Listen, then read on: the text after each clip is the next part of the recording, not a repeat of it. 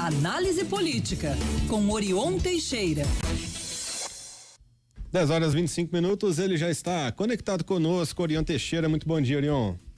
Bom dia, Bruno, Luciano e ouvintes espectadores da Band News. Prazer voltar a falar com vocês. O prazer é sempre todo nosso, Orion, e você está um charme com essa camisa xadrez. Já tá no clima, hein? Do Anarriê, da festa junina. Eu também, né?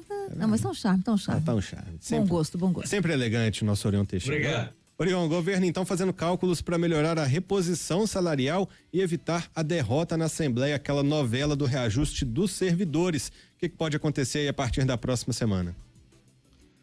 Olha, Bruno, apenas um reparo aí, a gente tem discutido sobre isso aqui com o Luciano e outros aí, a questão de ser reajuste, ser reposição. Já falamos dessa distinção, né? Reajuste é algo que se dá acima da inflação, reposição apenas uma atualização monetária. Só para ficar claro aí, para a gente não ter essa dificuldade aí de entendimento dos nossos ouvintes e nem reclamação dos atores que estão presentes nesse processo aí. Mas o governo Zema não poderá continuar fugindo desse debate e do confronto no plenário. Na semana passada, o medo da derrota o levou a manobras de plenário e recorreu também ao rolo compressor da maioria governista para garantir a vitória parcial numa votação de 2 tempos. Ao final, teremos então que passar para um outro turno. É importante avaliar como foi essa primeira vitória, essa primeira batalha antes do enfrentamento final. Diante do clima tenso, o governo então retirou os deputados aliados do plenário na hora da votação das emendas da oposição. Além de ser um desrespeito ao processo legislativo, a medida irritou mais ainda os servidores e engrossou o protesto deles. Haverá, sim, então, a segunda e última votação na semana que vem. Até lá, o governo vai fazer as suas contas e monitorar a pressão e a temperatura da reação dos servidores, especialmente da segurança pública. Policiais estão de plantão fazendo manifestações, especialmente no interior, para onde vão os deputados neste feriadão.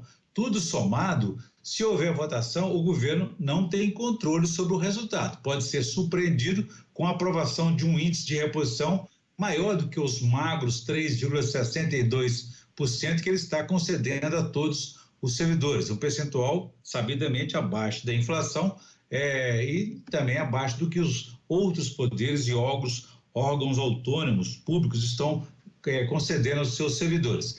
Quem não negocia se exponha aos riscos de um bate-chapa no plenário. Até a próxima votação, então, os bombeiros de plantão vão tentar convencer o governador a ceder e a conceder mais do que a reposição de 3,62% e chegar aí pelo menos à inflação de 4,62% do ano passado. Na terça-feira, o presidente da Assembleia Legislativa, Tadeu Leite, levou alerta à cúpula do governo de que a situação política está muito ruim, desgastada e de muita pressão sobre os deputados. Outro alerta levado por Tadeuzinho foi sobre os projetos que mexem com a previdência dos servidores, civis e militares. Diante disso, o governo optou por retirar estrategicamente, adiar a votação desses projetos da pauta para não azedar ainda mais o clima da votação da reposição salarial. Então, depois que foi encerrada essa votação da reposição, o governo voltará com as 2 propostas ao plenário da Assembleia, apostando em outro cenário. Não será fácil. O tema é muito caro, especialmente aos militares que não aceitam retrocesso na área da sua previdência e na assistência médica hospitalar deles. Além disso, depois de junho, como se sabe, os deputados começam a trocar o plenário pelo interior mineiro, concentrados na eleição municipal de suas próprias candidaturas a prefeito ou de seus aliados. Ao contrário do que fez quando concedeu o reajuste de 300% em seus vencimentos, o governador Zema recorre agora aos limites da situação fiscal para não ceder. O relatório da gestão fiscal de Minas, publicado na quarta-feira passada, dia 29, pelo próprio governo, porém contesta essa realidade. A arrecadação do Estado cresceu 5 bilhões de reais no primeiro quadrimestre deste ano, na comparação com o mesmo período do ano passado. Mais do que uma questão fiscal, a reposição salarial dos servidores é uma questão legal e constitucional. A Carta Magna prevê reposição inflacionária anual de todos os servidores. Então, técnicos do governo estão passando esse feriadão aí, fazendo as contas para não serem surpreendidos aí no plenário da Assembleia e tentar chegar a um ajuste melhor nessa reposição.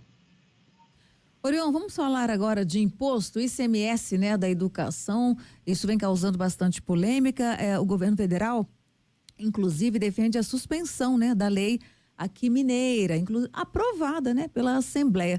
Explique pra gente a quantas anda essa questão e você acha que então deve ir para a Justiça determinar ou dizer é isto que vale, não é isto que vale?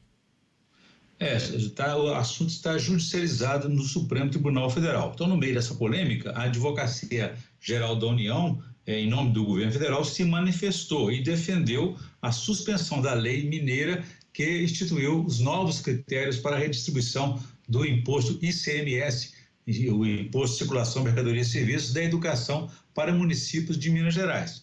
O assunto foi judicializado junto ao Supremo pelo PCdoB, numa ação direta de inconstitucionalidade. A legislação proposta pelo governo de Minas e aprovada pela Assembleia no ano passado, estabeleceu critérios para distribuição dos recursos voltados para o financiamento da educação.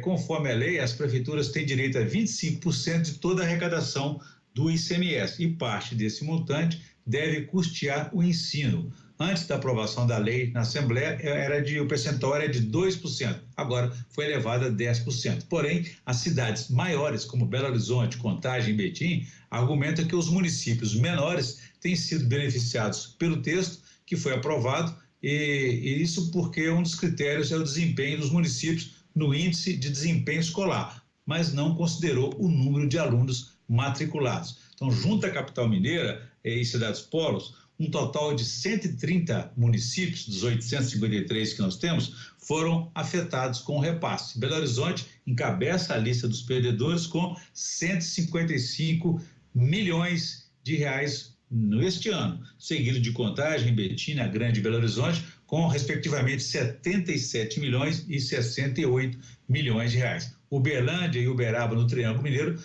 perdem respectivamente 53 milhões de reais e 35 milhões de reais.